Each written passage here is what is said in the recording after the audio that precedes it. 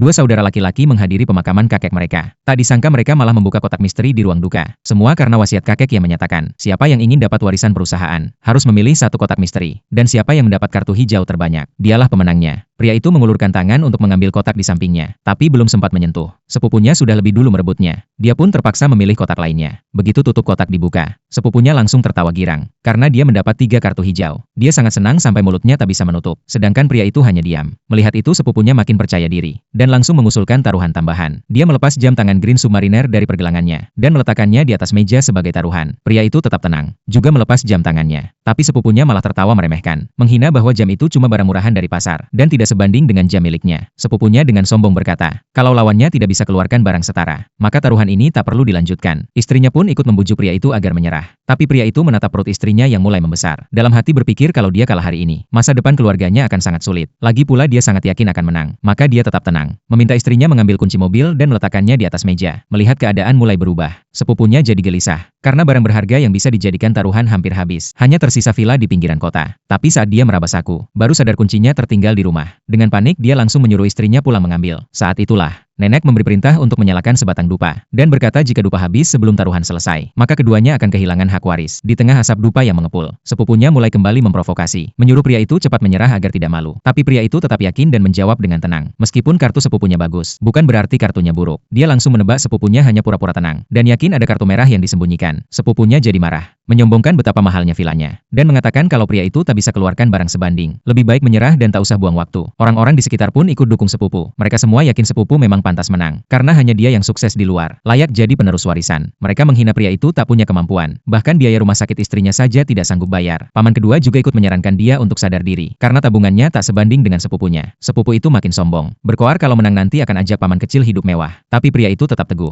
Lalu mereka berdebat sengit. Akhirnya, waktu penentuan tiba. Sepupunya duluan membuka kotak. 3 kartu hijau berkilauan di dalam. Dia begitu bangga, seolah kemenangan sudah di tangan. Saat itu pria itu perlahan membuka kotaknya sendiri, dan saat tutupnya terangkat, ternyata hanya ada 2 kartu.